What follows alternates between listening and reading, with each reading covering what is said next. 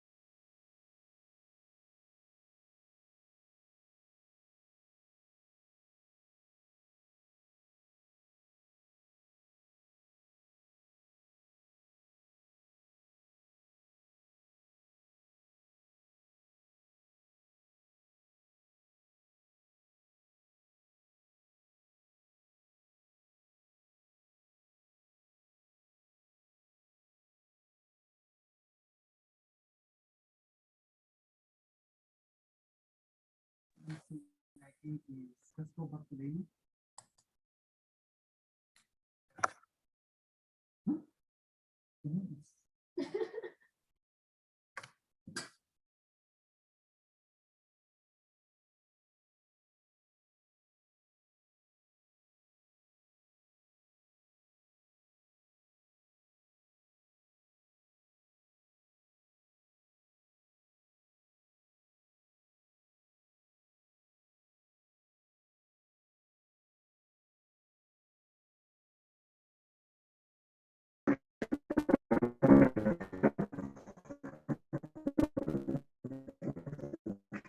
Hello, Blessing. Could you please mute your mic?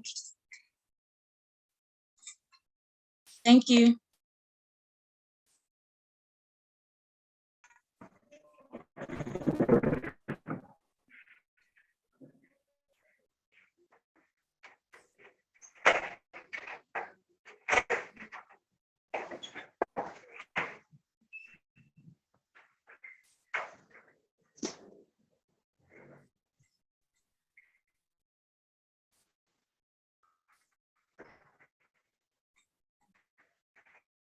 Joy, I think we can get started. Yes, we can. All right, great. A moment.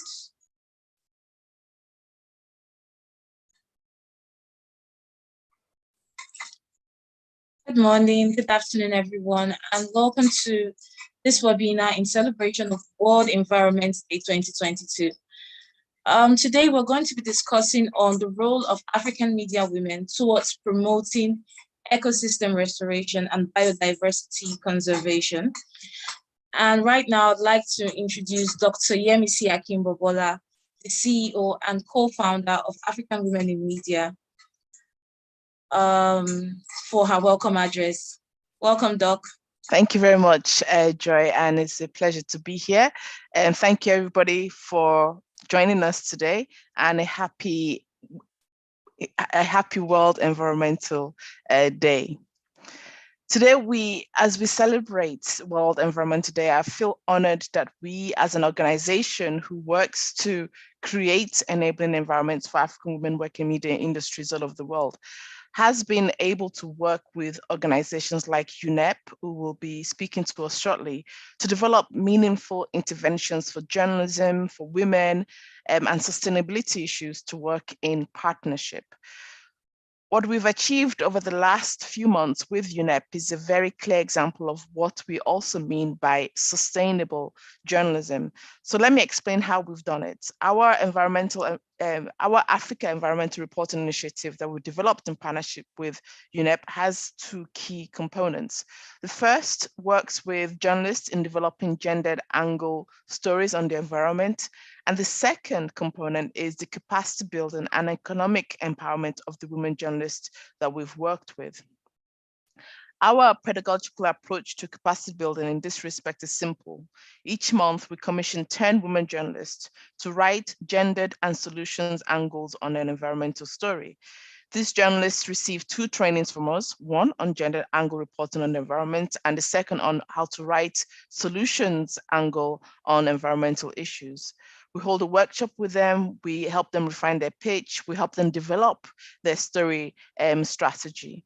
And then they're also paid to produce the stories, which are subsequently available for republishing by our 35 media partners.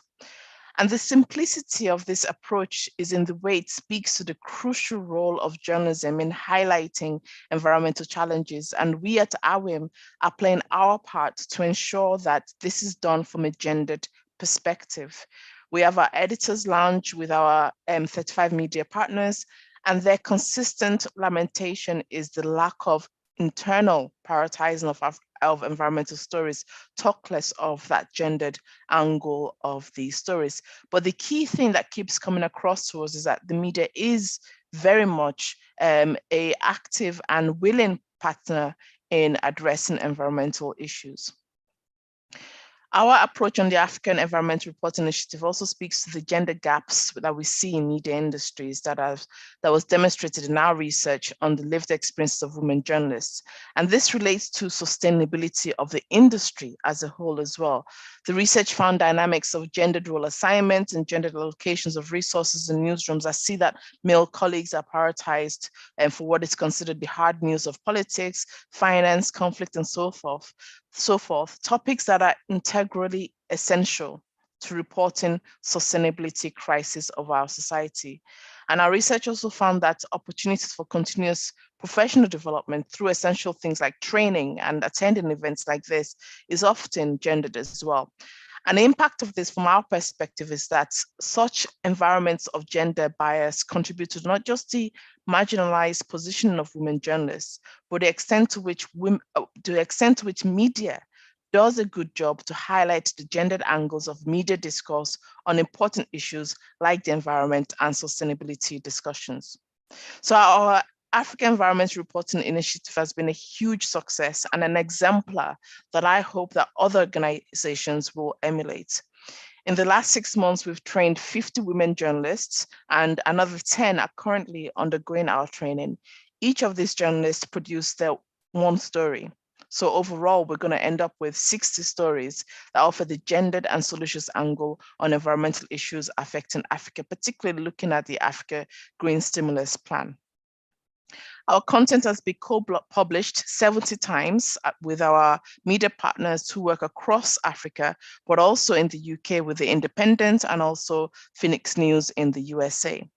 Over 10 stories that we've produced has been translated and published in French.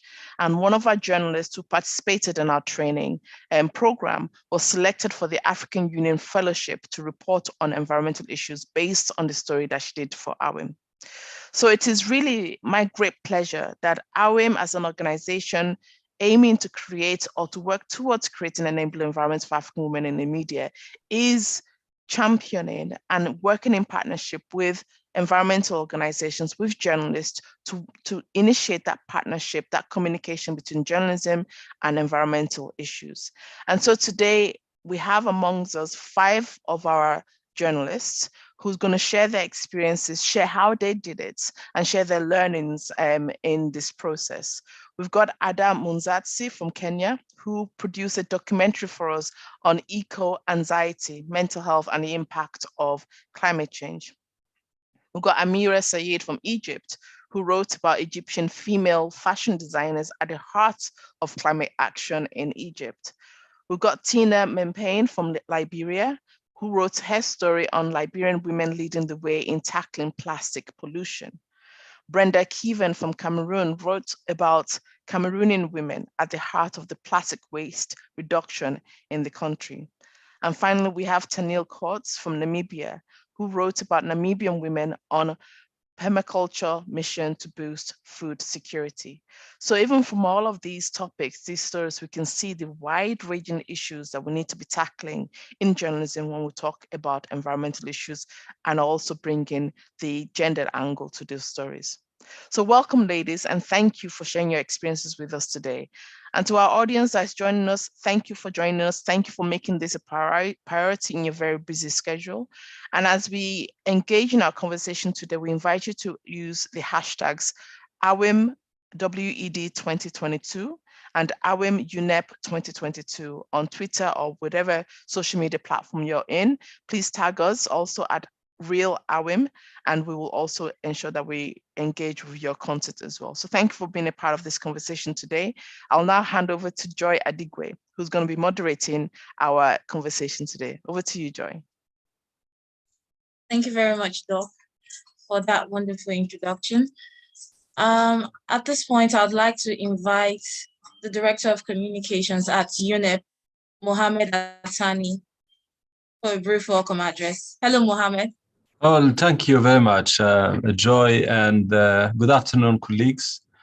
My name is Mohammed Atani. I'm the Head of Communication and Outreach at Africa Office in UNEP, and I'm very pleased to be part of this webinar to celebrate the World Environment Day with you. As you may know, the World Environment Day is organized by the entire world on 5th of June, and is an opportunity actually to bring the environmental challenges and opportunities to the surface, so people can talk about them, discuss them, and also engage to find solutions for the so many environmental challenges that we are facing today, from climate change to loss of biodiversity and to pollution. This year, the focus was on the planet, on nature, and the theme was only one planet. I think that's a very strong message, because we are all affected. Whatever, or wherever we live, we're all affected by the same environmental challenges. An environmental issue that it's happening today in Africa is affecting people in other parts of the world. And the world is, or has become so connected, interconnected, that we cannot avoid actually of working together.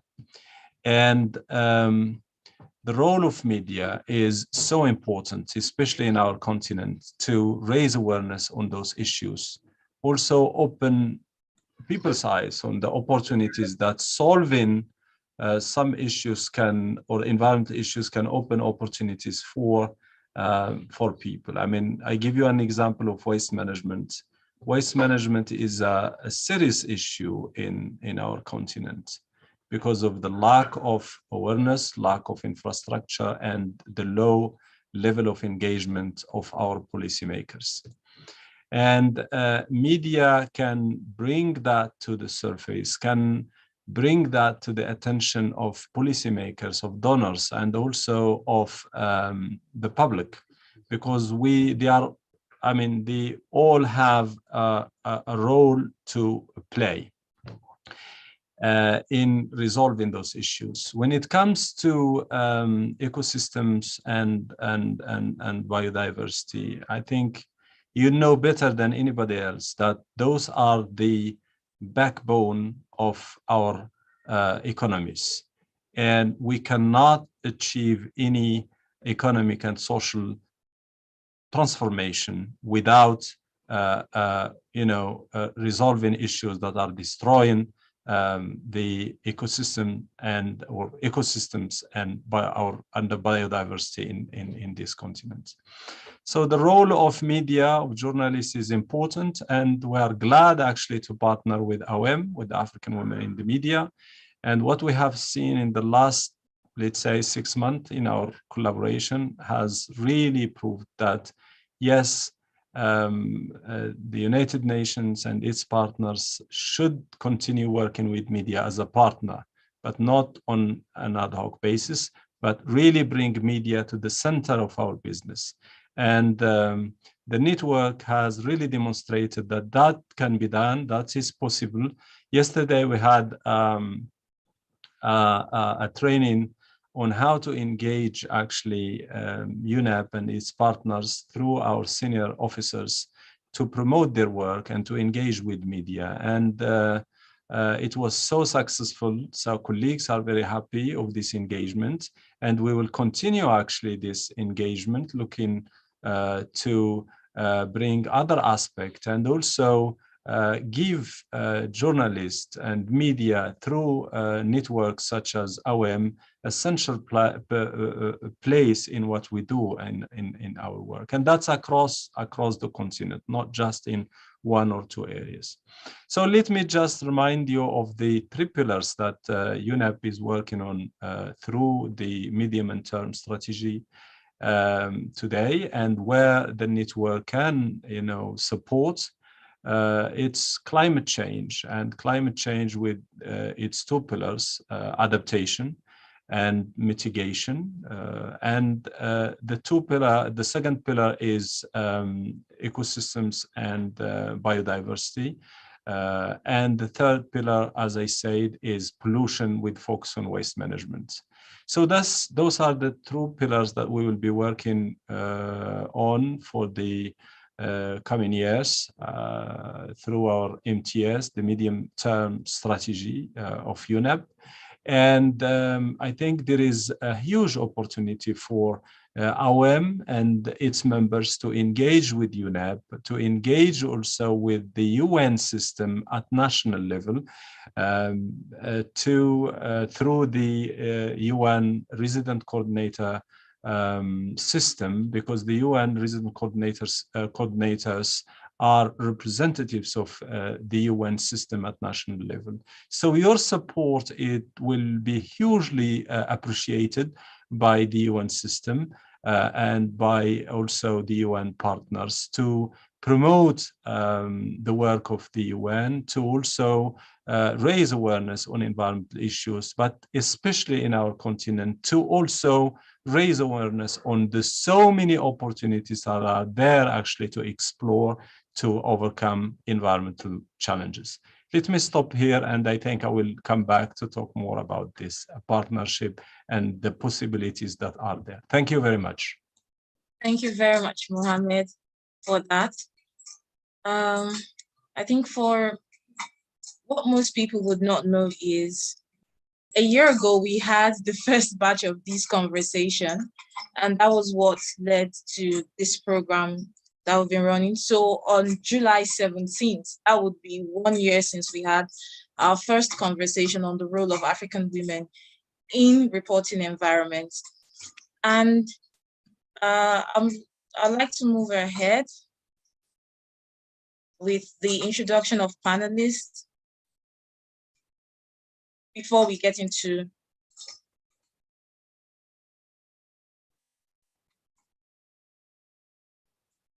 the first panelist I would like to introduce is Mohammed Otteno. Mohammed Otteno is the Regional Public Information Officer at the UN Environment Program, Regional Office for Africa. He coordinates UNEP's communication and outreach, public advocacy, as well as the organization's engagement with civil society and the private sector in the region. Mohammed has over 20 years of experience in communication and outreach, information management, and humanitarian diplomacy. He has a master's degree in information sciences, as well as a second master's degree in organizational development. He also has a degree in news journalism and a diploma in humanitarian diplomacy. Mohammed is based in Nairobi, Kenya.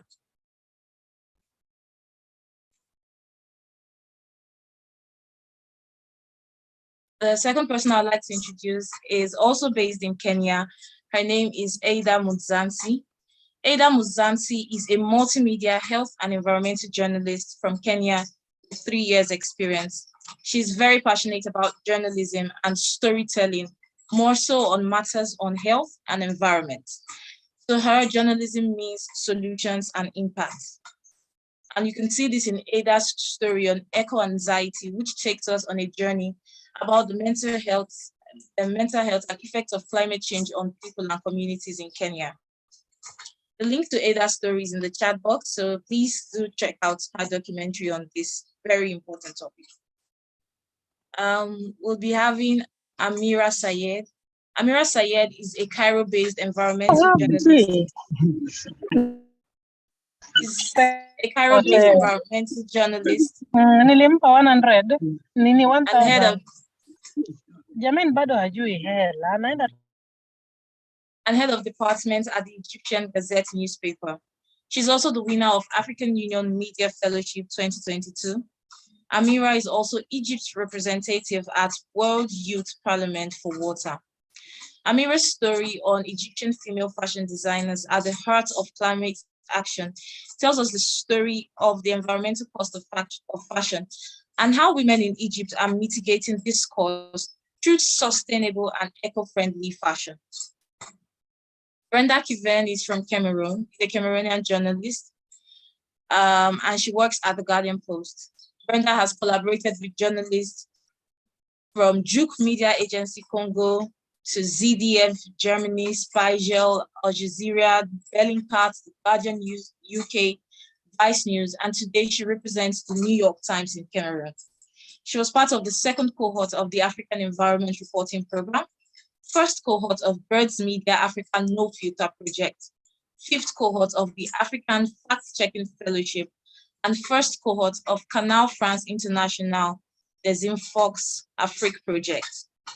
All her stories seek to portray the importance of women in the society, no matter the sector. She reports on environment, gender, human rights, technology, fact-checking, and football, where she highlights the role women play and gives voices to neglected groups.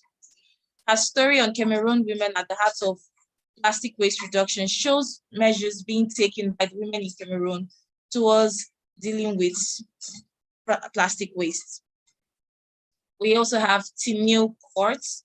Timil Courts is a freelance communications practitioner with experience in agriculture and environmental journalism, research, and public relations.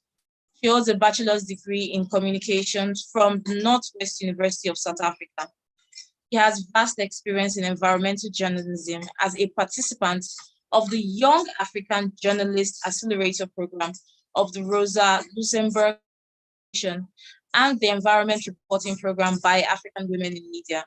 Tinil's story on Namibian women on permaculture mission to boost food security tells the story of Ina and her group of women who have set to address food insecurity in Namibia's biggest informal settlement.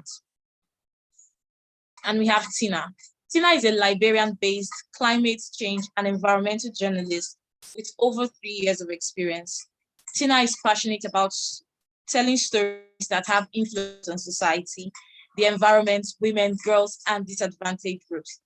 Tina is a Media Aid Foundation, Peter Pokwa School of Journalism graduate, and a Communications and Media Studies and Public Administration student at the University of Liberia. Tina's story on Liberian women leading the way in tackling plastic pollution tells a story of influence and impact. Ladies and gentlemen, please join me as I welcome all of our panelists. Now, I would like us to know before we go deep into the conversation that one of the core pillars of UNEP as an organization is influence and inspire. So influence and inspire. And our tagline is be visible to inspire.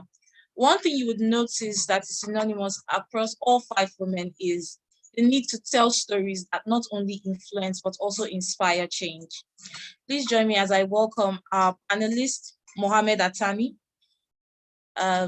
Tina, Brenda, Ada, and Tinil. Please, if you could just put on your camera so I could spotlight you. Also, while this is going on, if you have any questions for the panelists, kindly drop that in the Q&A box, and we'll be sure to get to them as soon as possible. All right, Tina, if you could just turn on your camera if that's possible, so spotlight you as well. Right, thank you. Okay, great. Good morning, everyone, and good afternoon, everyone, wherever you're joining in from. How are you doing? We are fine. Good. We are Thank good. you. Great. It's good, thank you. Great. It's a pleasure to meet everyone. So we'll be starting our questioning from the journalists we have on here. And I would like to start with Ada. So Ada, can you tell us, so Ada, your story is on eco-anxiety. Can you tell us, why did you pitch this story on eco-anxiety to Alvin, to this project? I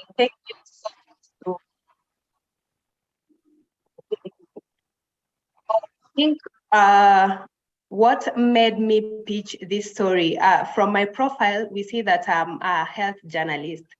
So I was just looking at climate change and how it can impact people's health. So what I do is try as much as possible to link, let me say, environment and health.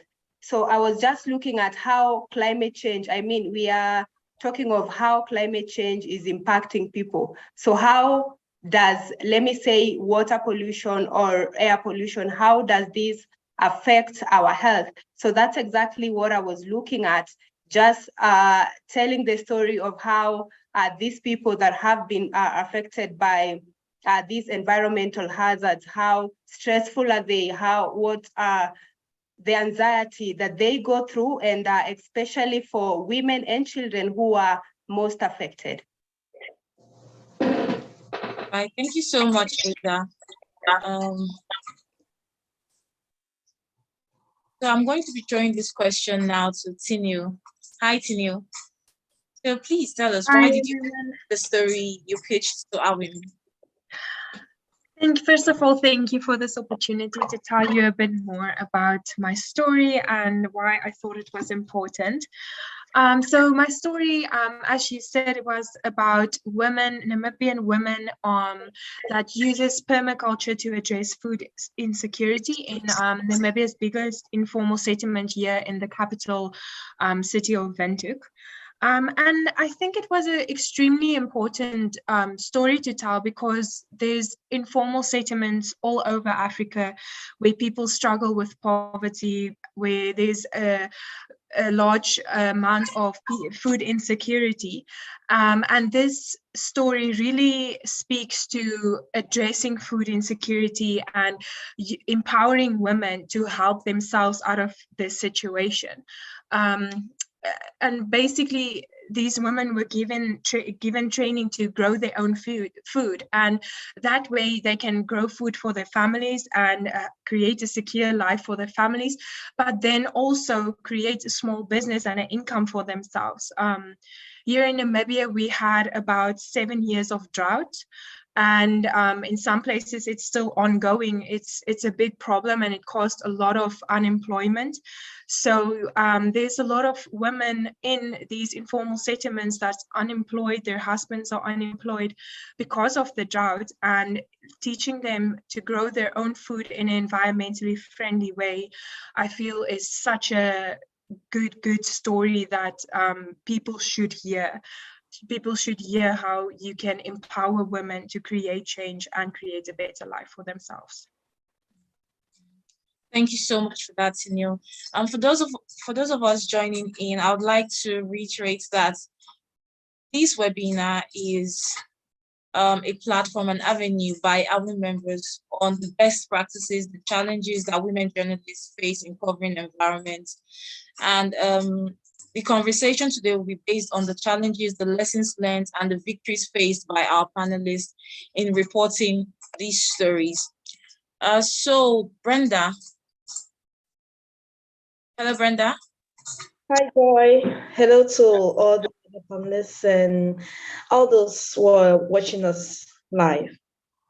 Great, thank you. So your question would be in two parts. Now, you tell us about your work reporting environment, and also what was the reaction or response to your story? What was your reaction to the response to your story? So tell us about your work in reporting environments.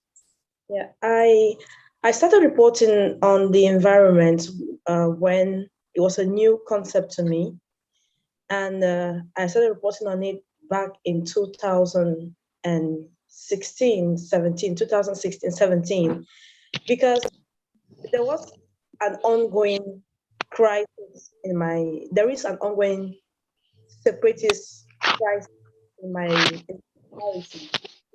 I come from one of the English-speaking regions of Cameroon, and the war that's going on right there sent a lot of people in the bush. While being in the bush, some moved to the forest. In fact, some of the separatist fighters and their families live in forest. And with them going to the forest, they started creating homes. They started burning bushes to create space, and animal habitat was threatened. And when we talk about, we are fighting against bushfires and everything, but that is what was happening in forest because these people had to move and get into the forest due to an ongoing war. So that was first of all what captured me about environmental reporting, and I penned it down with CameroonInfo.net.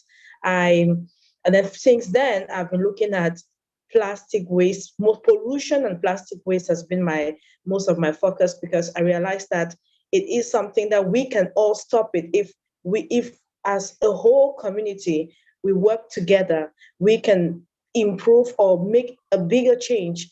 But it is not the case because when you look at the story that I wrote, my story engages government. It engages the community to put women at the helm, to put women in most of the decisions they take. Because you can take a decision, and if a woman is not part of it, you will not have the impact like if you could have included them. So that is what my story was about. And when I wrote the story I shared, I have seen some NGOs holding meetings with women, community representatives, women from communities about fighting climate change. I saw one that was a month ago, and I contacted them. I told them that I'm really happy with what they were doing. It shows that at least what we are writing, some of them are reading and are taking actions.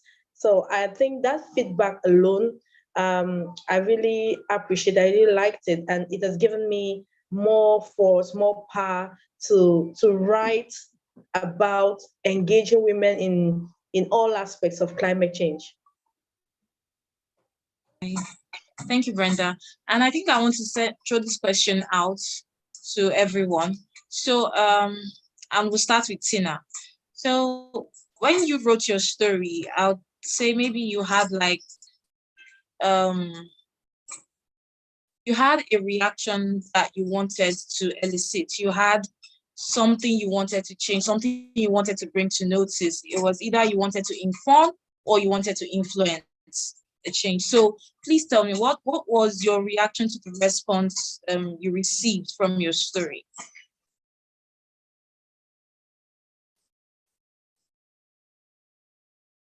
All right, Tina, yeah, you can unmute. Okay, thank you so much, George, and I'm so happy to be here. Well, when I did that story, I received so many calls, so many emails. People just called to say thank you. People didn't know that there was a company here that was into recycling plastic, and also the company was providing jobs for people. So people who live high up from that community, from Monrovia, who used to just their waste and throw it in the dump site, realize that they can make some money from the waste they have been throwing all along. So they started taking their waste from their home and taking it to the enterprise to get money. So that also stopped pollution in that community. So even though the enterprise is not in the entire Monrovia, but those people that read the story, that saw the work that the company was doing, start to engage into their work. And the company also received customers. People didn't know that there was a company here producing plastic and producing bricks from plastic that they can use to build their homes. So he called me and he said, thank you, since you did that story. I received so many customers.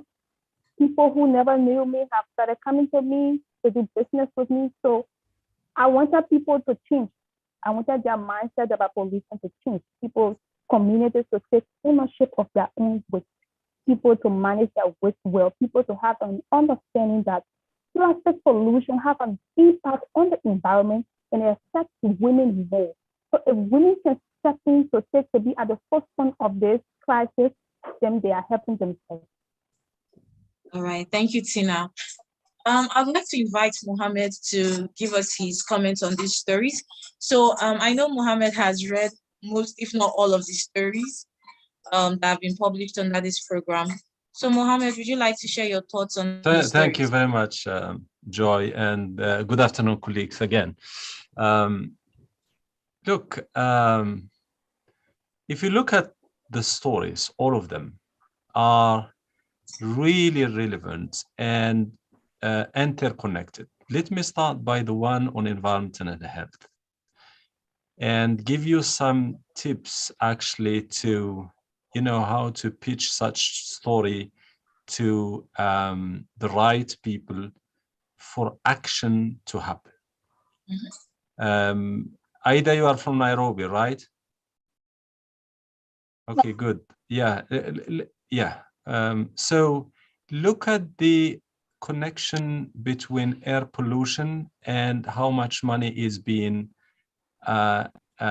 spent on public health. Okay, the impact of plastic on health and the impact actually of all the chemicals and waste being dumped in our continent on the health of our people. And look at it from an economic, not a social and economic, perspective. There is a huge amount of money that when you look at what is being spent on public health, the root cause, it's not tackled. And that's actually what we need to share with policymakers.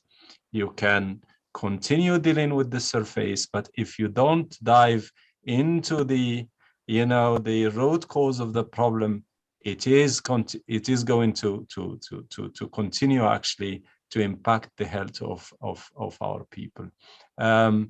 Indoor pollution, and those issues are all interconnected because lack, for example, of access to affordable and clean energy today will push people to use charcoal, and charcoal meaning indoor pollution and all the health issues that they go with. That's one. I was really impressed by the story coming from Tinal Court from Namibia. Just pause a second and think about a vulnerable community going through 7 years of drought. 7 years, colleagues, of drought. And those are people who need, daily support. How they will deal with it. And those who are experiencing this kind of issues, they know the impact, they know the struggle, the struggle people they go through in terms of supporting their families, in terms of surviving. And those stories, they have to go to the ears of the right people actually to feel the pain of people that are being affected by climate change. So you have a powerful instrument that you can use, make things move and push people to make the right decisions and move towards the right direction. The 2 stories on plastic, I just want to share with you that this is now has been pushed to the center stage. The last UNIA held here in Nairobi took a decision to start preparing for a treaty on plastic pollution. And there was a meeting in Senegal recently to have a committee to start working on that treaty. So we are moving towards the right direction. We are moving actually to stop this scourge of plastic pollution. Why? That's the question. And why pollution actually it's an issue? Because it affects our natural resources.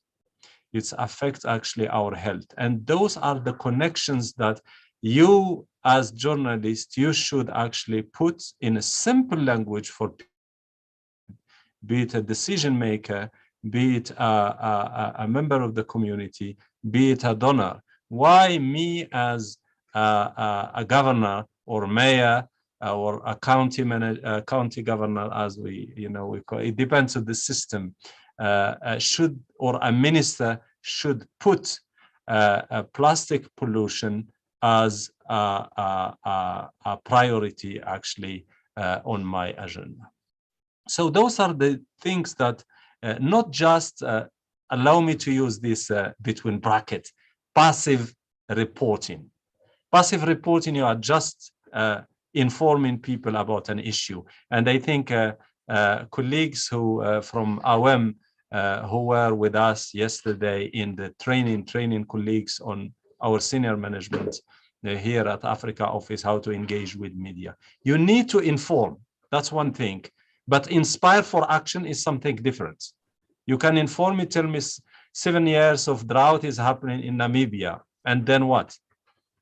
Make sure that you inspire people, you touch their heart and you touch their mind so they can act. And that's the two pillars, of the environment. And that's the heart of our mission as United Nations Environment Program. We inform you because we are a science-based organization. We share with you the information based on evidence and science.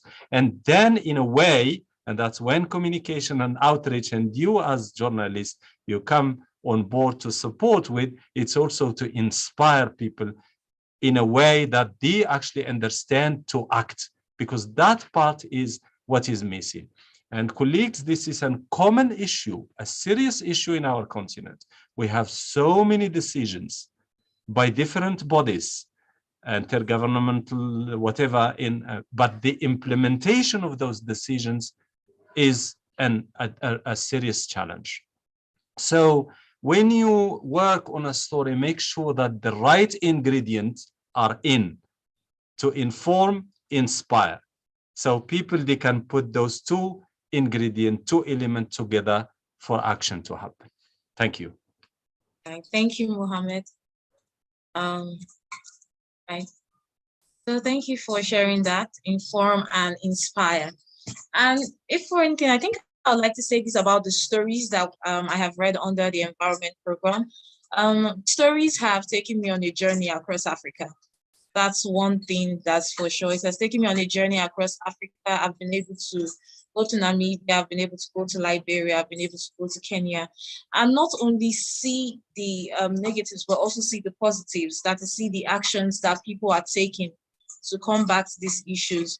So unlike previous years in the past where we have only seen information, now when you read stories about people who are making or who are taking positive actions towards saving the environment, you get inspired to do your own bit towards saving the environment from your own little corner of the world. So it's a great thing that we are sharing the stories, we are reading the stories, and we are sharing our experiences. I'd like to encourage everyone to please, after this webinar, you can go on that link I shared at www.awnews.com/environment and read these stories. I'm very sure they are going to inspire you. So I have a question for everyone, and I'm going to start with Tinio. Now, if given an opportunity, what would you change about your story? So let's say, Tinio, with everything you know now, with the course that you've taken, the 2 courses you've taken on the gendered angle of reporting environment and the solutions angle of reporting environment, with what you know now, what would you change about your story?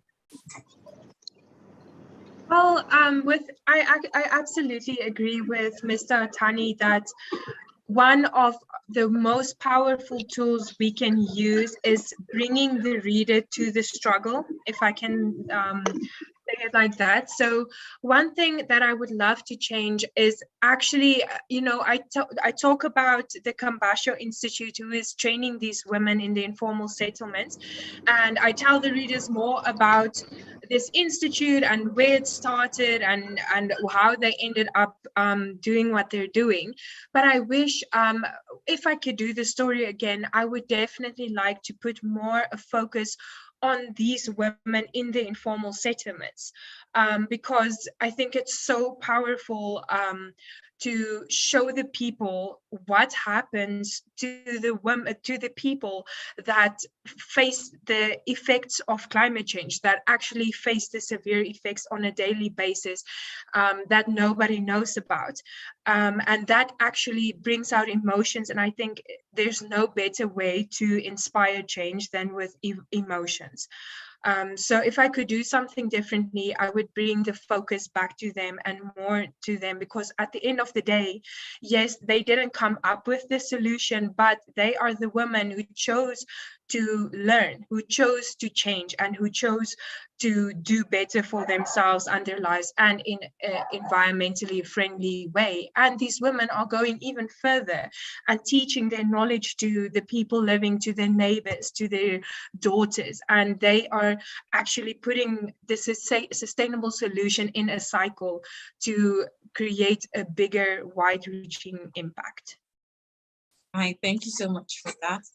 I think we should note our answers down at this point, because I'm going to really encourage us to do these stories, right?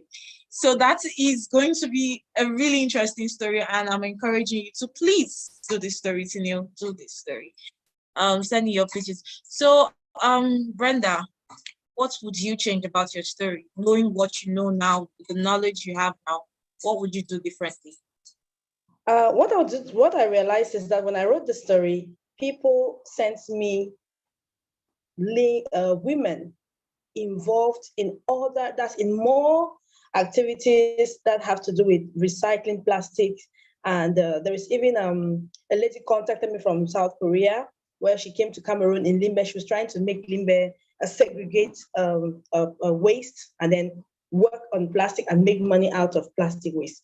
So I realized that if I have to do the story again, I'll showcase a lot of women involved in this fight against plastic, and maybe better than the person I focused on. If I have to do the story again, another aspect that I would really love to change is to not only end at expose. I would have loved to talk about the impact greatly. That's really paints a bigger image of the impact of plastic on our society. Because it's true, I did a report, I did mention, but I would love, if I wanted to start, I would love to show this number of people have been affected. I would love to start with the fact that, not just from the solutions point, that plastic is dangerous and you should do everything to fight against it, so that people know it's stick to, because I realize that people react quickly when they know that this is taking me away, this is going to harm me. So I would have loved to start my story from that area, that this is happening and you need action now. All right, thank you, Brenda, for sharing that. Okay, so Tina, I'll be coming over to you. Ada, I'll come over to you last on this question. But Tina, with what you know now, with the courses you've taken, what would you do differently about your story?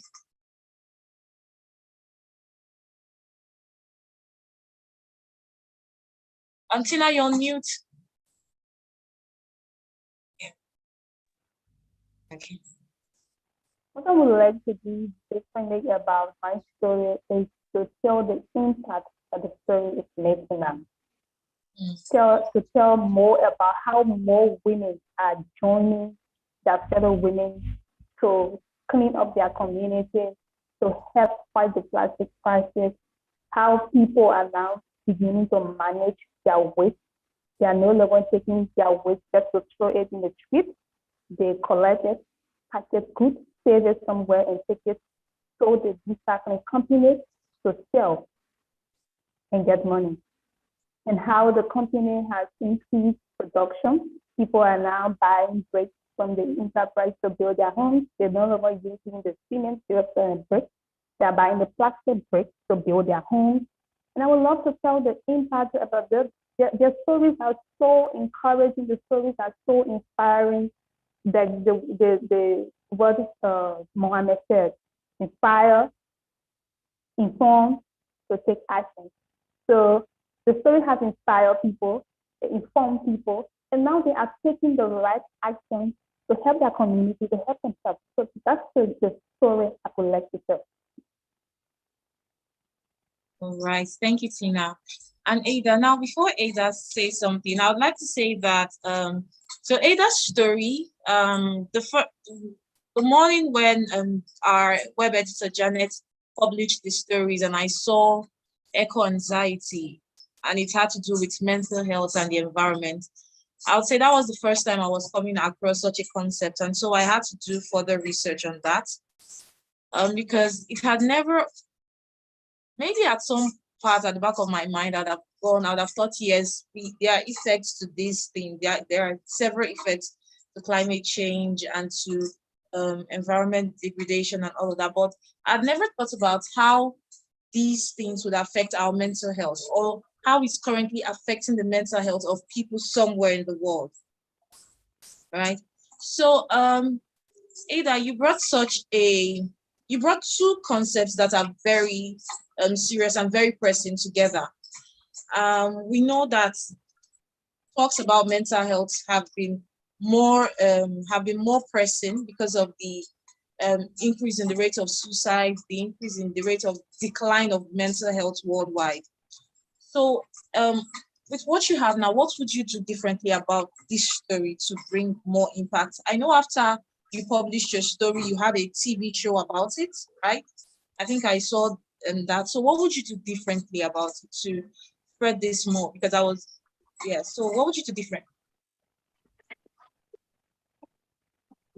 Number one, you just mentioned of suicide. And in my story, I mentioned of this man who lost almost his entire livestock, let's say like 360 goats, cattle, and even cows. So the thing that I lacked in my story is that I did not go to this man.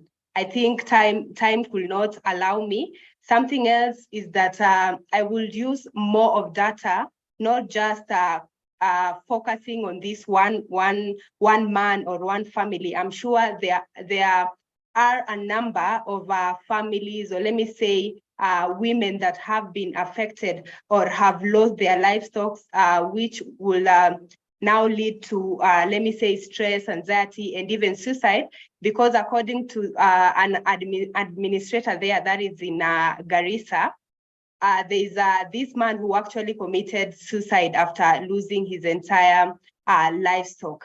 So I think I'll now bring this man's story instead of using someone else to tell their story. Something else I'll do is use more data.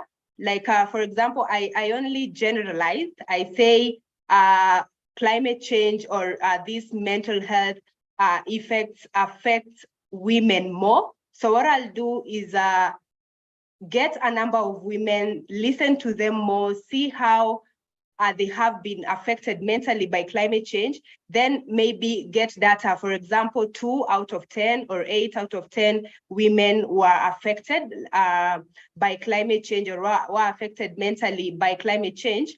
Joy, you mentioned of eco-anxiety. I think that's a challenge I had. It's a term that is not well known to people. Yes, they are going through that. They are experiencing the stress, the anxiety, but it's just that they did not have a term to now or a name to put to what exactly they were experiencing. So I did not get someone from UNEP to interview. So I think I'll also get a more, let me say, an expert or someone with more experience from these issues, just to tell us more of this impact of climate change on our mental health. All right, thank you so much for sharing that, Ada. I guess we'll be moving forward. Now, I want to point out that there's something that has been synonymous with everyone, and that's the need to tell more impactful stories. So telling stories that impact change and impact action in the society. And I'm looking forward to reading and to seeing more impactful stories come out from Africa, especially with regards to the environment. I'd like to also point out that we are in the UN decade for environment restoration, and we have just 8 years to achieve this vision. So I'd like to invite Mohammed to contribute to this. Yeah, thank you, Joy. Colleagues, those are powerful stories. And when you hear a journalist reporting on a story such the one came from Ida, people are committing suicide because of drought and losing, their the asset to support their families. And those stories, I think the network, OM, should work hard to bring them to the right forums. Let me give you a concrete example.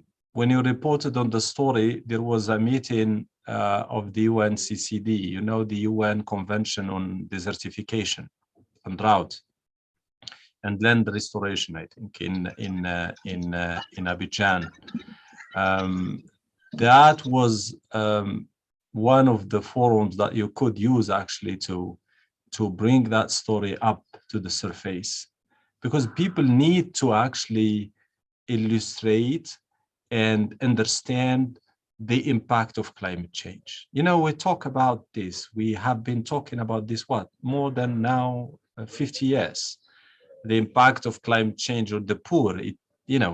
People need to understand what does it mean when somebody is cornered and has no choice, no other alternatives rather than committing suicide. So those stories are very powerful and should be disseminated through different channels, through different forums to the right people to understand what does it mean.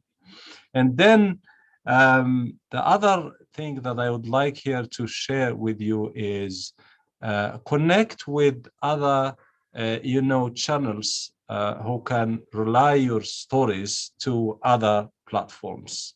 Those are very important. I mentioned the UN resident coordinator. How many of you went to the UN, the representative of the UN system in your country, for example, Namibia or Cameroon or Liberia or Kenya, and put that story on his desk?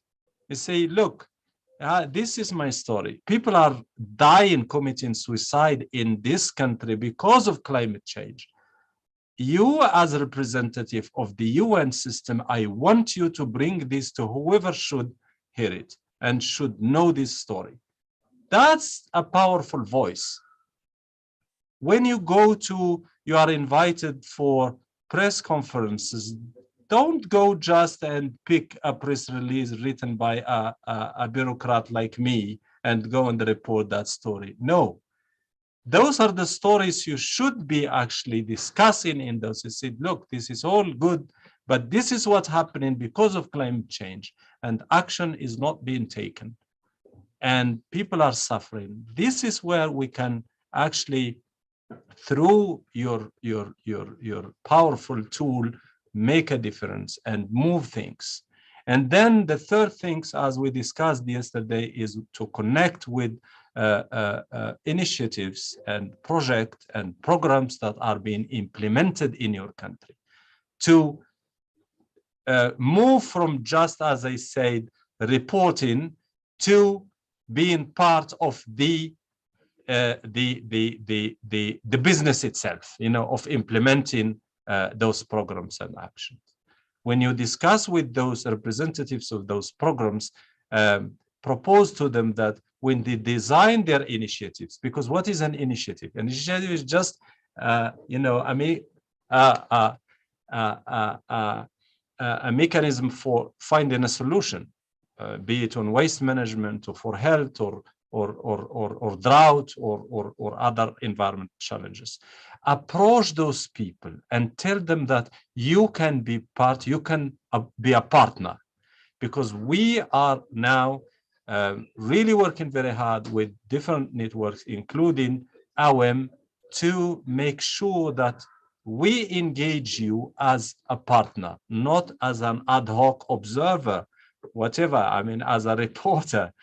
So you look at a program, you report on it, and you disseminate the information, but you become part of the business, of the implementation of that solution that it's designed by an organization or by a group of people.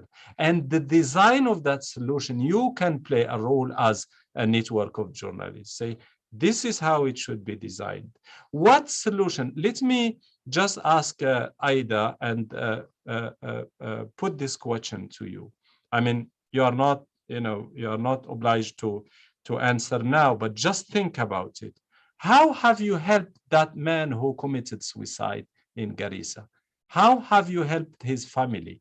I'm sure that probably his kids now are out there, they don't even have money to pay for school fees. How have we helped them as a media network? That's the question that you need to ask yourself.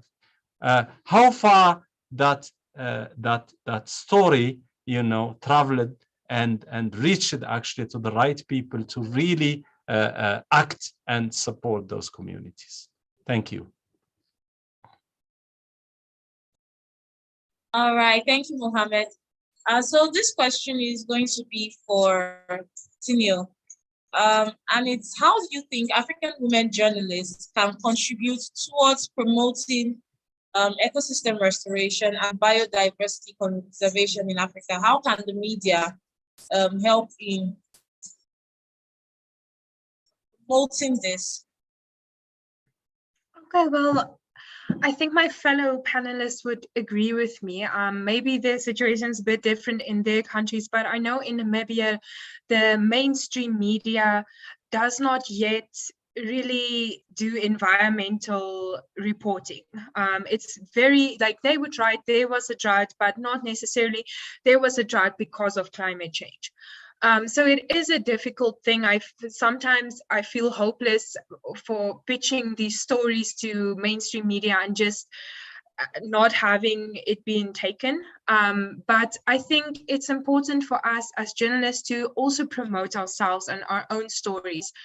If editor doesn't want to accept your pitch, put it still write the story, put it on Facebook, put it on LinkedIn, put it on all your social medias, send it to everyone possible. And I know I have a colleague in Zimbabwe, and there's also the same problem that mainstream media wouldn't accept environmental stories, and there wasn't reported enough about it. And he decided, he and one of his friends started their own environmental reporting blog. And why aren't we doing that? Start our own platforms. Just through this program, we have so many people on the same group, same WhatsApp group, so many colleagues, so many journalists that come together that wants to write about these things. So if there's not a platform where we can pitch it to, why don't we become the platform as well? I feel we can take it more into our hands and not just depend on editors to accept our pitches, and especially pitch these types of stories and about biodiversity conservation and ecosystem restoration. Go find stories in your country that speaks to this, and write a story and share it on your own if you can get it submitted.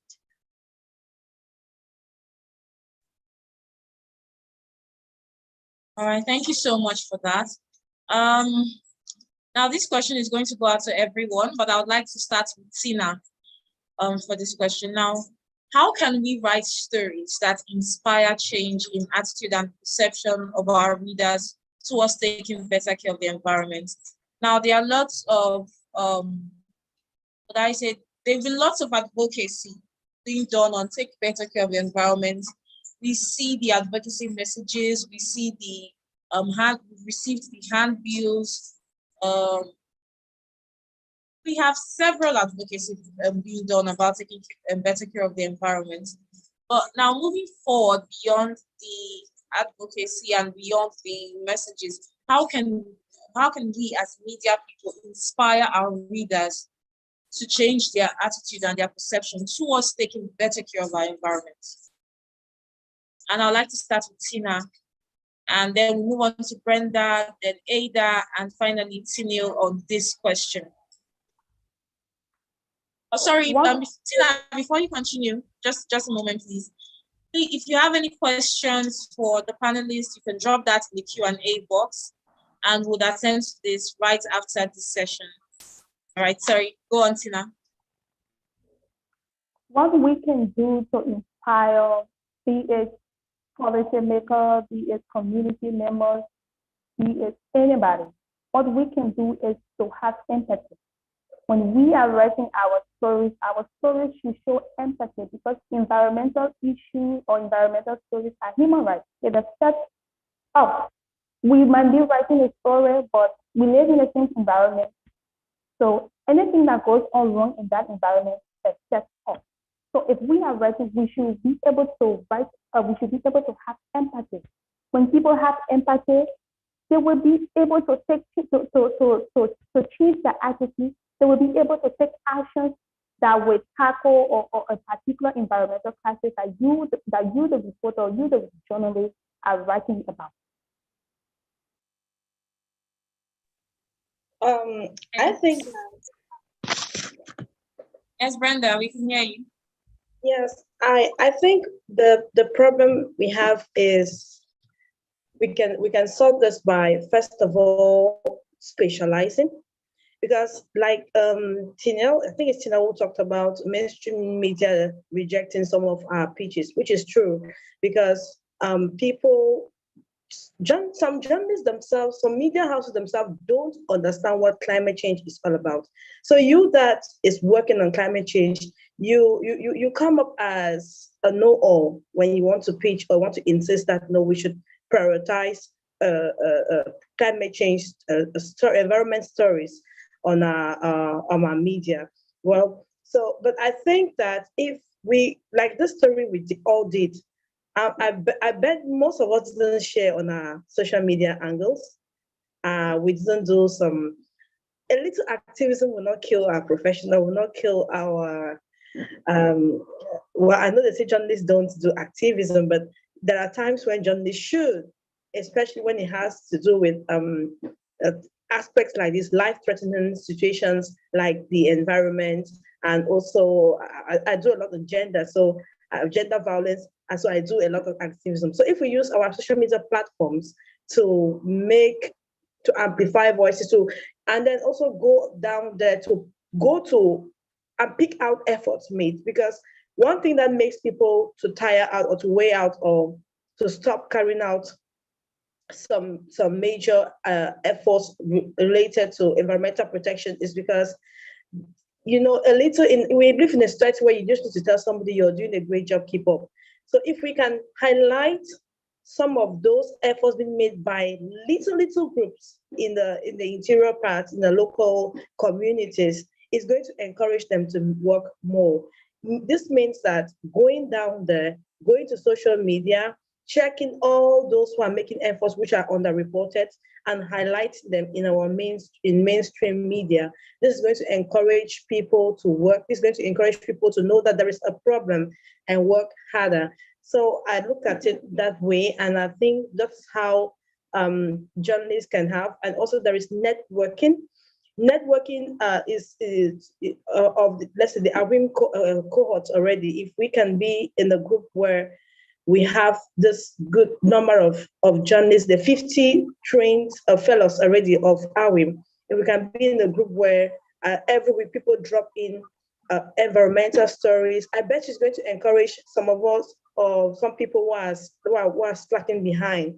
We're going to say, no, this is serious, and we need to work on it. And there is going to be some kind of competition, which is also will help in the form of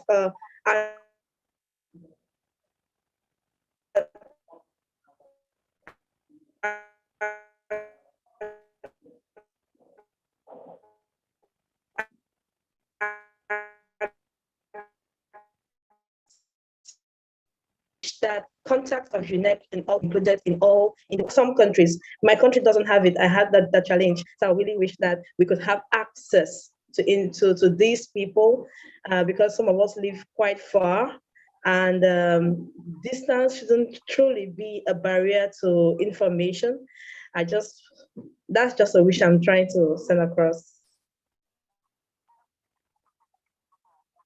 All right, thank you. And now, Tinio.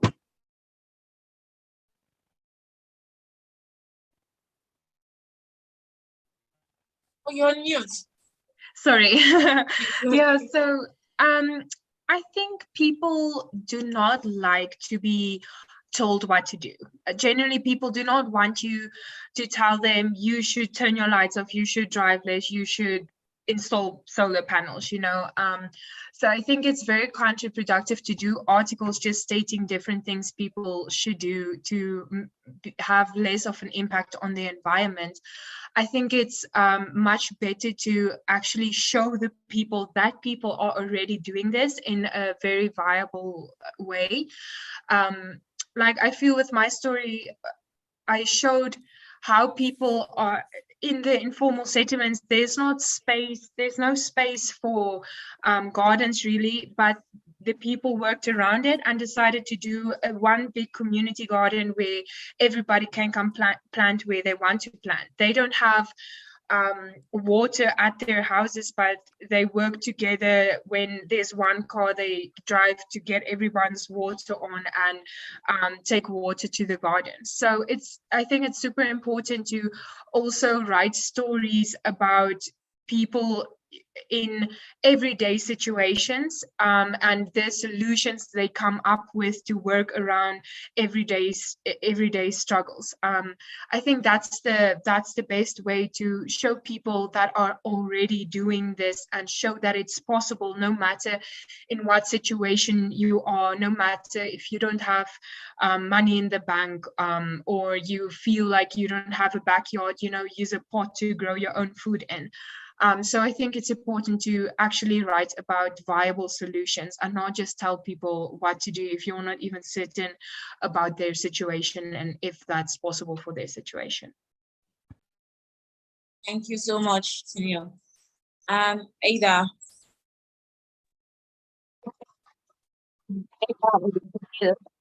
That we should, for example, looking at the drought situation in Kenya, in most cases, let's say this year there was a drought and next year or last year there was a drought and this year there's a drought. When telling such stories, in most cases, even the audiences, there's no believability, because in many times the audience will be like, I saw the same photos last year, I saw the same images, the same videos. Are these things, is drought really happening? Yeah. So what I think we can do different is, let's say, for example, holding the government accountable.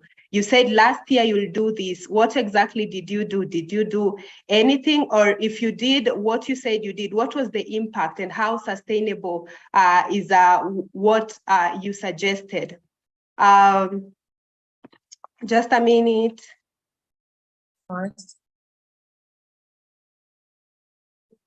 So that's accountability, as well as putting faces to these stories. Yeah, not just, as Brenda said, that climate change is something that even us or some people in the newsroom don't really understand what exactly they are. But when I'm doing a story, let's say on agriculture or on water pollution and other ecosystems and biodiversity, if I put a face of this woman who is, let me say, not using firewood, yeah, and what positive impact this has. So just putting a face to our stories and not necessarily using so complex words and complex digits. So just putting a face and maybe accountability to policymakers and the government. All right, thank you so much, Ada. I know Mohammed has something he would like to contribute to this. Yeah, thank you very much, Joy and colleagues. I think people are and they agree with Tina, are tired of being told what to do and what not to do. But when you tell people what to do, give them a solution. Because the business of environment cannot only go with challenges. We know the challenges, we know the problems, and we need solutions, and we need the formula for solutions to happen. I give you a concrete example. In Africa, the highest authority forum for the environment, called the African Ministerial Conference in the Environment, was actually established in 1985 in Egypt. And it's made of 54 ministers of the environment. They have been making decisions since 85 to overcome the challenges of the environment related to environment, sustainable development. But one thing was missing is actually the implementation of those decisions.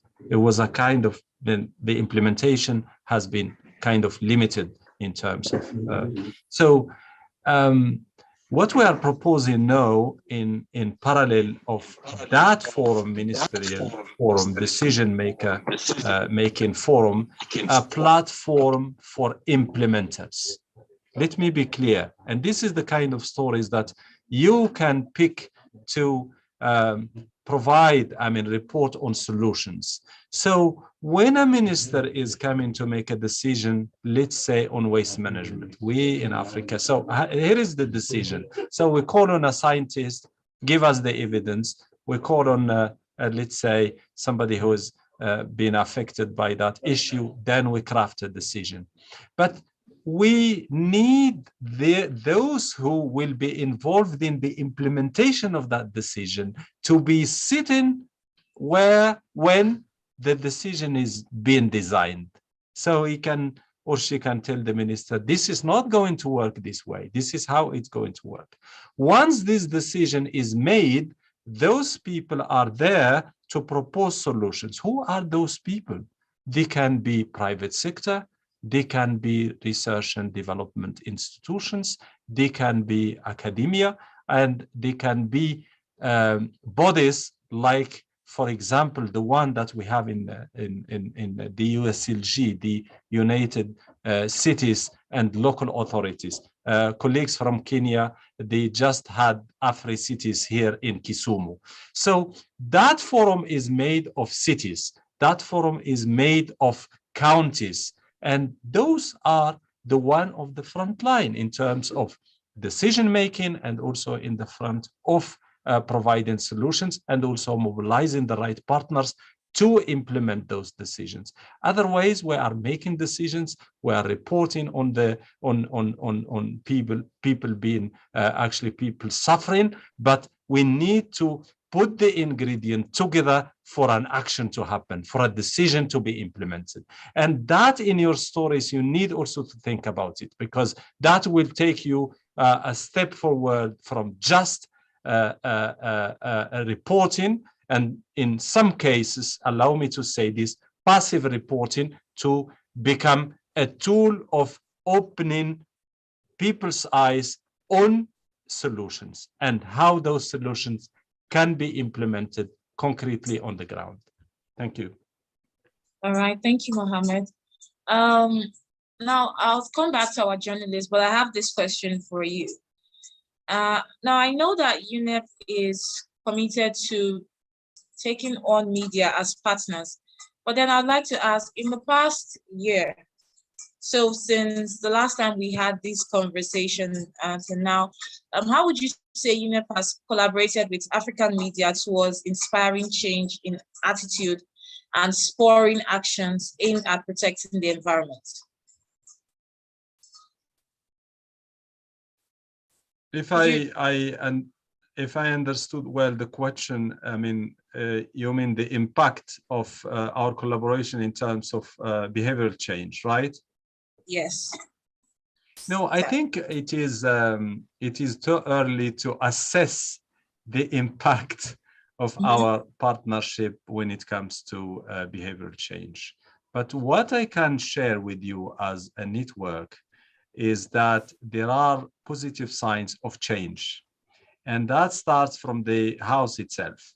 Yesterday, the last 2 days, we had a training for our senior colleagues here at the office. And the feedback I got from, yes, we need more of this. We need to engage more of the members. It's very simple, colleagues. You are providing a service. You have an asset.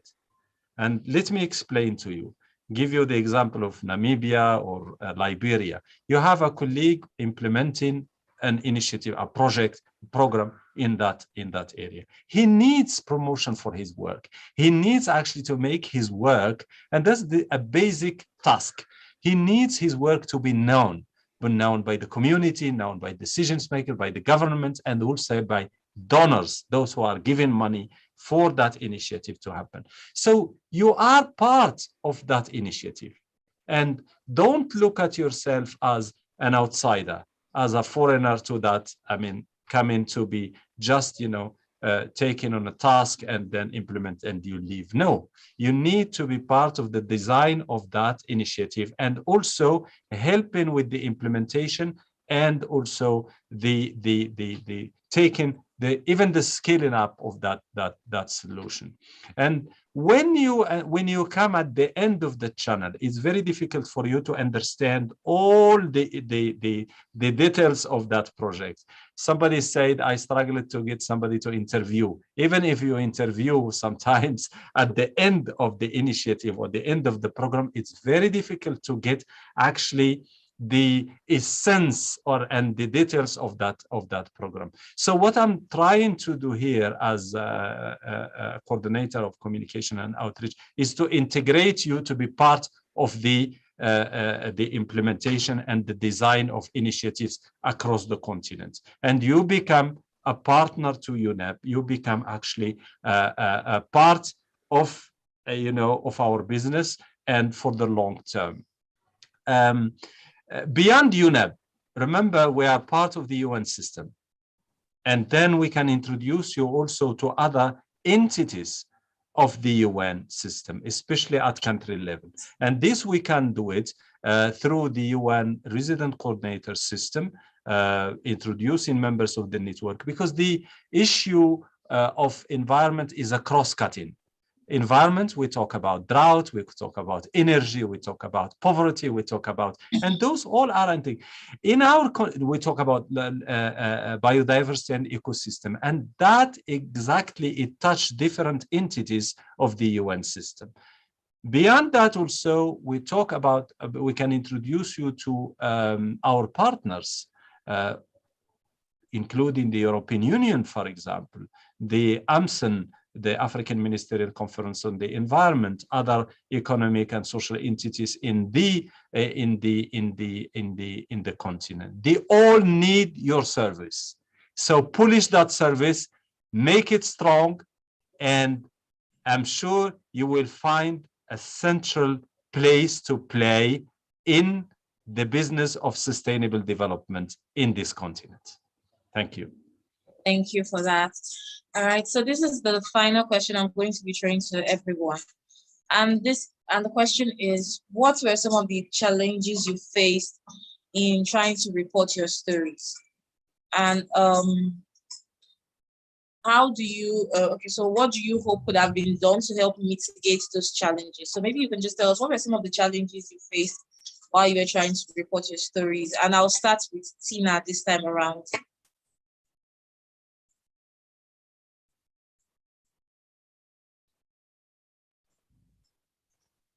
Can you hear me now? Yes, we can hear you. Well, one of my challenges I face is the availability of the women to open up. At first, they were shy. They didn't want people to know how they were surviving, their work they are involved in, what they are doing to survive. So I think that was my challenge, getting them to open up, getting them to speak to me, getting them to tell their stories was challenging to me. And what was the next question? So like, how would you or how would you hope for that challenge to be mitigated? Or how would you mitigate that challenge? Or what sort of help would you like hope to? Yes, I want training on how to engage people who you go to for story and then they don't want to open up, how to convince them, how to make them to be able to open up to you. Okay. All right. So thank you so much for sharing that, Tina. Ada, what were some of the challenges you faced while trying to write your story? And if you were asked, what help would you want to be rendered to you to help mitigate that challenge?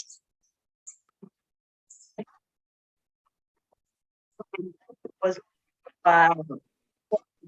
just dealing with, let me say, the Muslims there in Garissa. You see, according to them, losing livestock, it's like you've lost your wealth. So it's like you're poor.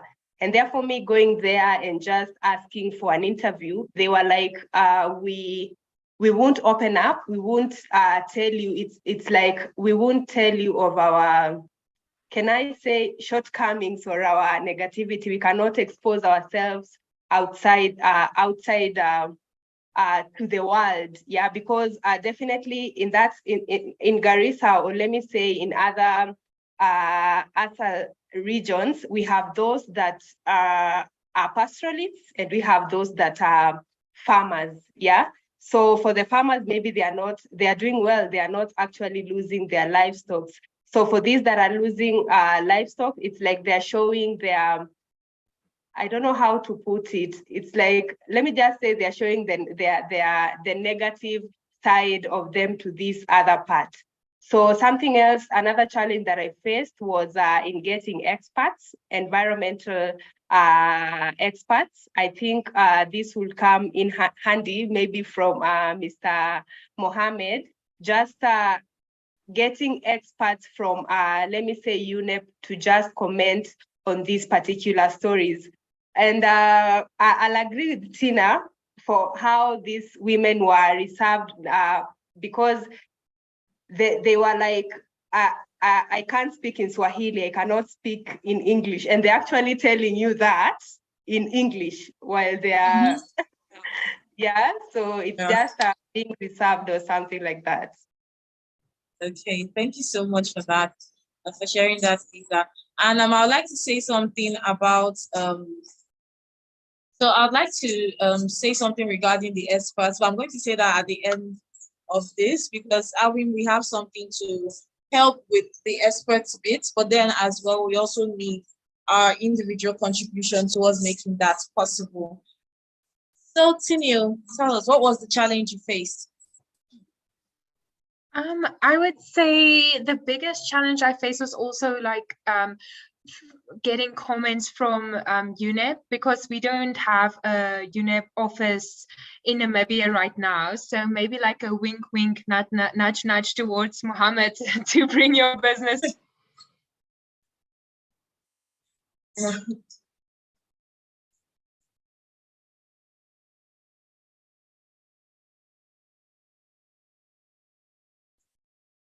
I think we lost Tina. Okay, she's back. I think I'm back now. Yeah.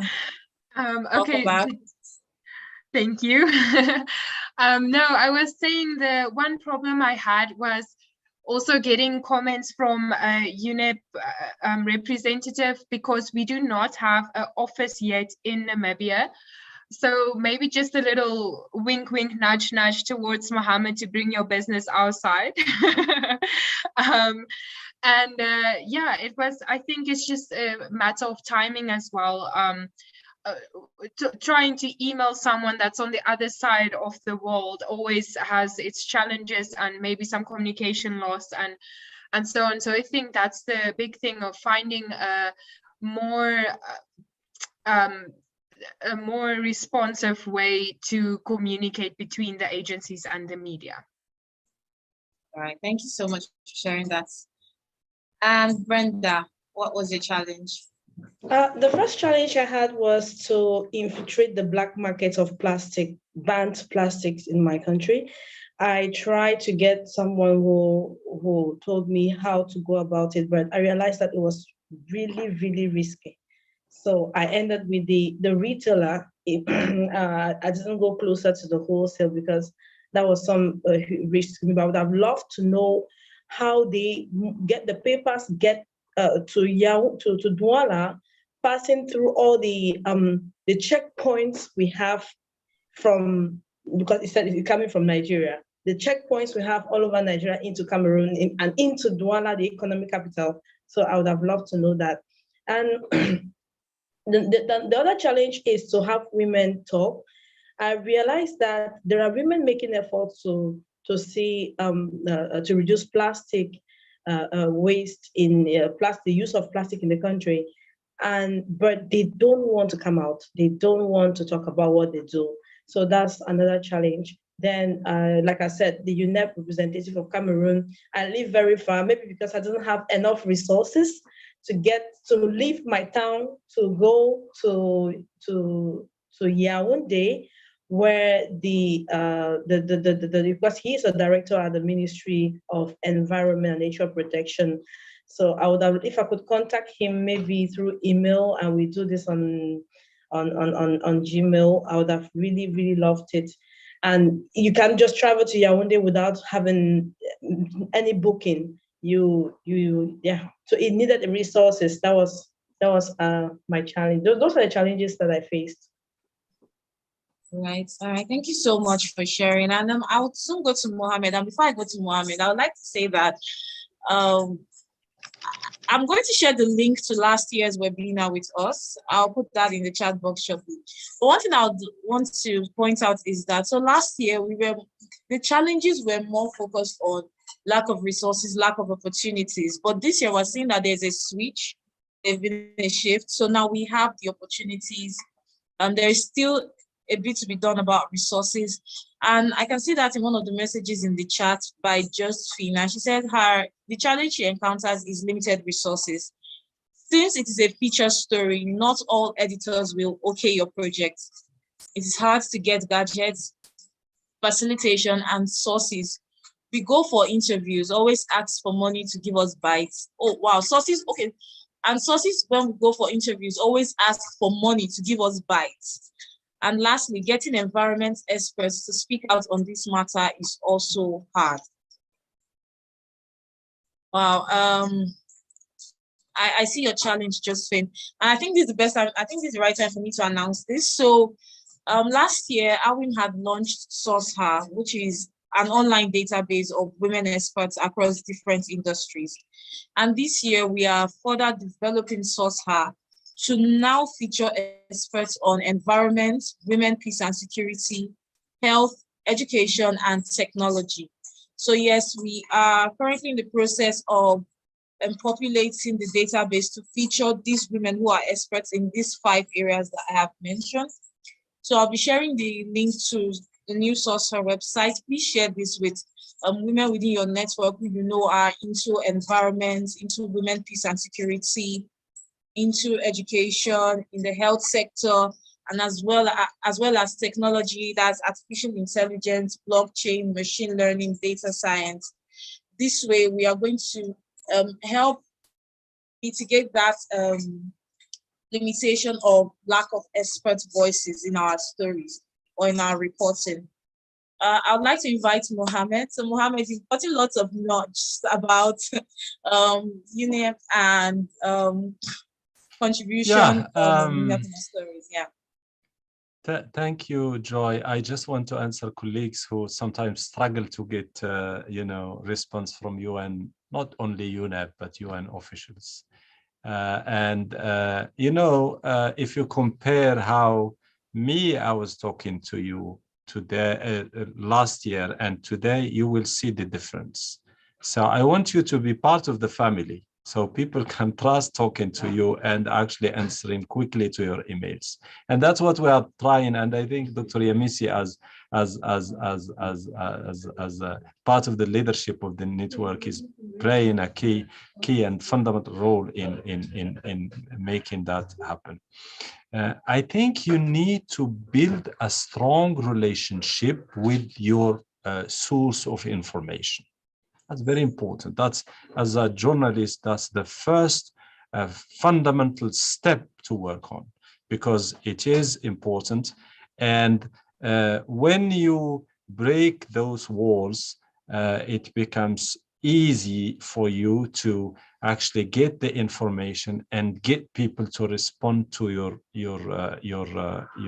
request. I wish you have attended our training yesterday, and how people sometimes they are just scared of media and they don't want to go there, because we still have that perception that media is there to expose us, and that's wrong perception.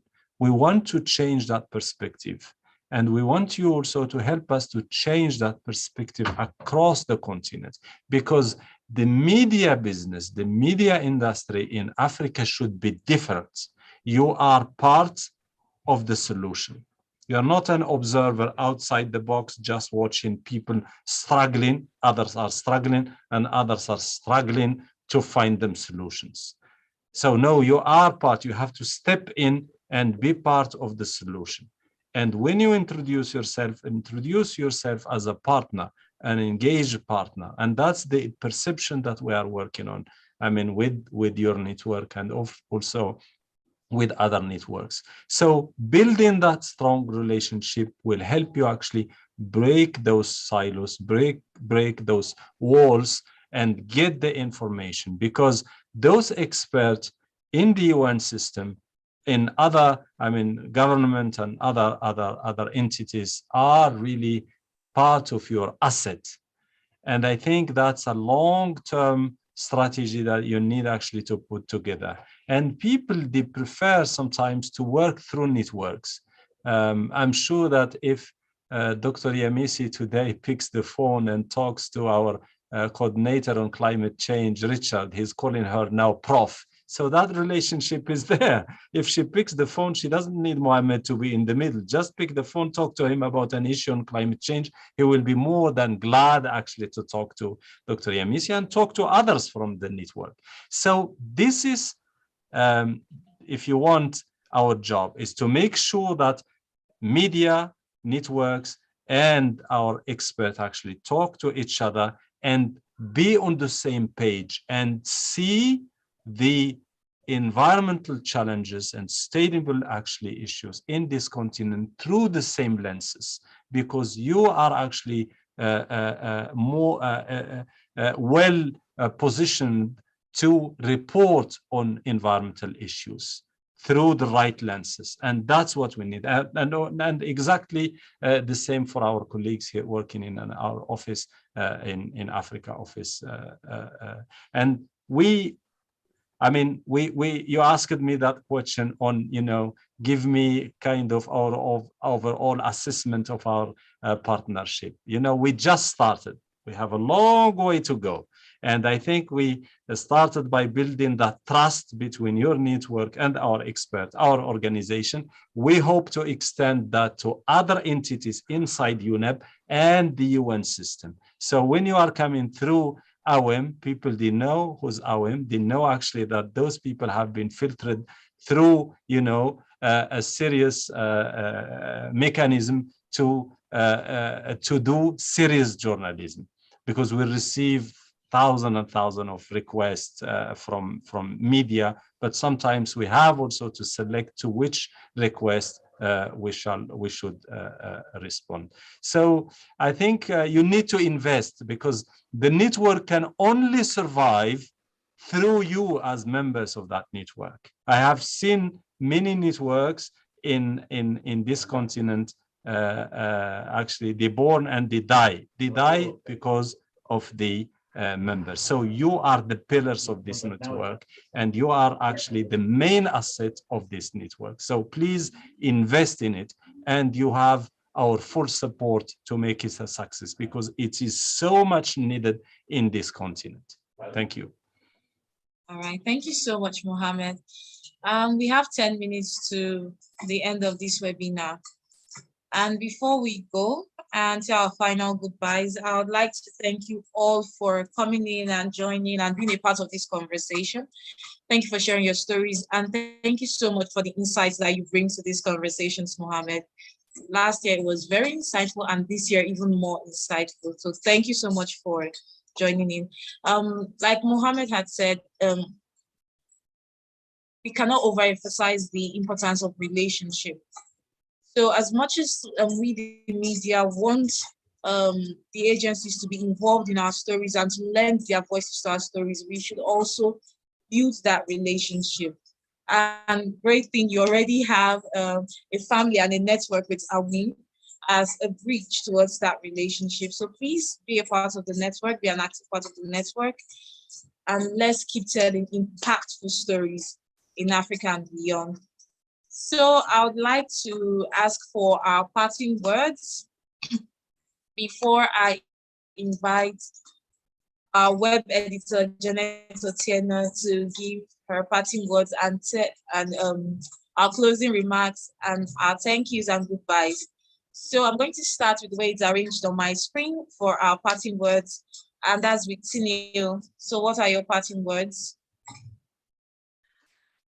Yeah, I just wanted to say thank you for everyone for your contributions today. It was so interesting to hear other journalists in Africa's perspectives and to hear that they have the same challenges as me. And also thank you, Joy and Mohammed, for your contributions and for also giving a word from the network and from UNEP. And it's refreshing to know that we have a support system, if I can say it like that. And just thank you for the program in general. You honestly taught me a lot and made me a better journalist. So yeah, good luck everyone, and write to evoke change.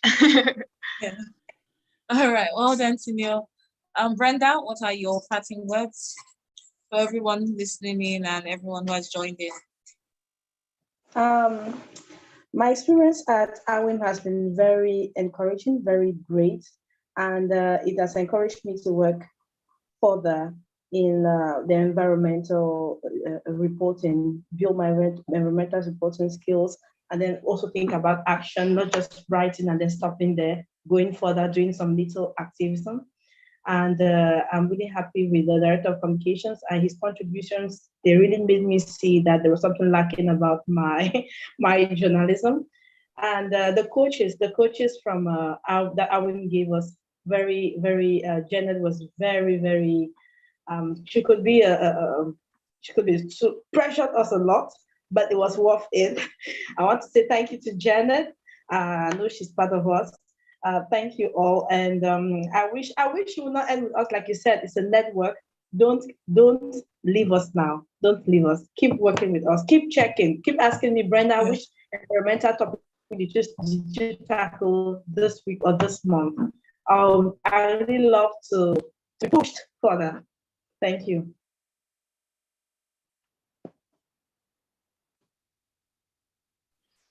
Joy, we can't hear you.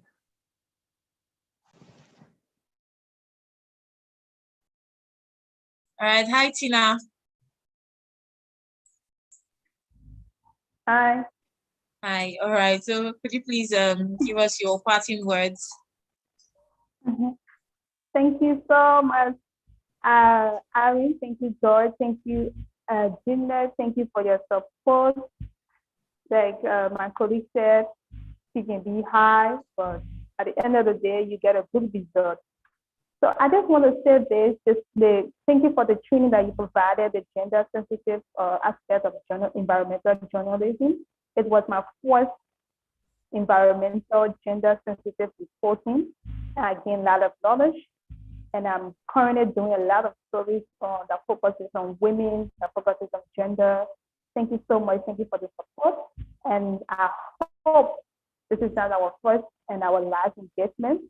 You can always call on us to give our experiences, to talk about environmental journalism. We are coping how we are going through our daily activities in covering the environment. Thank you. Thank you, Tina. And Ada,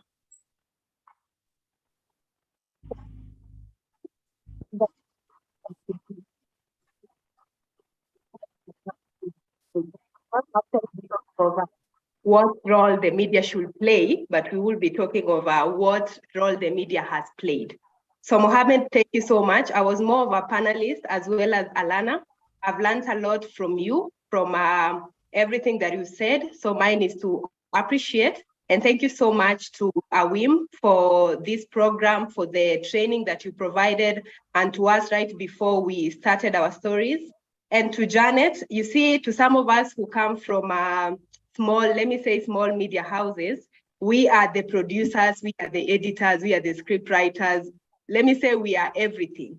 So Janet, thank you so much for your direction. Thank you for directing me through my story, and thank you for being that editor that I've never had. Thank you so much, Awim. All right, thank you, Ada. And now I'll be passing this to Mohammed. First of all, I also like to say that all of this would have not been possible. This program, the courses would have not been made possible without our partnership with UNEP. So thank you so much, Mohammed, and the team at UNEP. And I would like to invite you now for your closing remarks and your final words. Well, thank you very much. First, I would like all the members of this network to call me Mohammed, not Mr. Atani as Tina did. So we are colleagues here and we will be working together, you know, okay? So we are a family, and the challenges that our continent is facing, it's our responsibility. And let's work together to do our best to contribute to the solutions that can help people actually overcome the challenges that they are facing. And your stories are a very powerful tool to actually raise awareness on those issues, and also push decision makers and donors and others to act to find solutions for this continent. And also you have a powerful tool in your hand to open people's eyes on the so many opportunities in this continent. Our continent is not just a space full of problems and challenges. It is also, our continent, it's also full of opportunities. So please make sure that you be part of changing that narrative, because as one of our colleagues said yesterday in our training, the narrative on our continent is our responsibility. We have to build it, we have to own it, and we have to promote it. I think that's the message that I would love to leave you with, colleagues. And please count on our support. We have started this journey, and looking forward to more collaboration, to more work with you, and to more engagement. Thank you so much. Thank you so much, Mohammed. Thank you so much. At this point, I'd like to invite Janet Otteno. She's the web editor and the program lead for the African Environment Reporting Program here at AWIM, for the final remarks and for the final closing remarks and our thank you notes. Janet, if you could please just turn on your camera so I can add. Yes, Joy, thank you so much. And thank you so much for Team AWIM. Thank you so much, Mohammed. Thank you so much, great women journalists across Africa. Indeed, you're leading a way in showing how we should keep on this conversation going about environment. I want to leave you with this word, final word. Remember, an aware society is the best weapon against climate change. So continue raising that awareness. What we did as AWIM was just to start you off, and we will try our best to continue reaching you out in case there are more opportunities like this. But we would like you to continue being part of this narrative and keep the society aware so that we make this planet better for the future generation. Thank you so much, Joy. Over. Thank you. Thank you, everyone. So we have come to the end of this webinar today. I'd like to invite everyone to attend our upcoming webinar, which will be happening on Monday, the 20th of June, and this would be a cross-continent conversation between our network here, African Women in Media, with the South Asian Women in Media, and it's on pushing the agenda. I'd like to invite Dr. Yemisi here. Dr. Yemisi, would you like to let them know more about it while I just bring out the links to the form? Well, first of all, let me say thank you to everybody who has contributed to this conversation, our 5 journalists, Mohammed, and also Janet, who has done a fantastic job in as the editor, as the commission editor for this project, working with every journalist, working with the trainers, ensuring that we are able to demonstrate that theory of change, that impact on our practice, whilst also creating impactful stories. And Awim is very grateful for the relationship with UNEP, and particularly in enabling us to do our part in contributing to that change of narrative around environmental issues and solutions on the continent. So thank you. Next week, we've got a webinar with our partners for your Media Institute and also the South Asian Women in Media. And it's around the research around gender perspectives and the lived experience of women in media. So we look forward to having you join the conversation.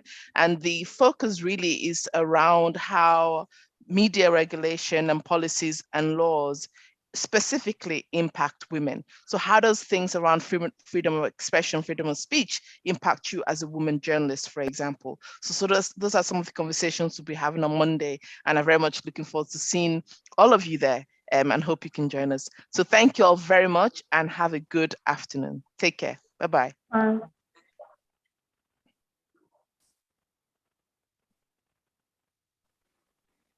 Nothing is not.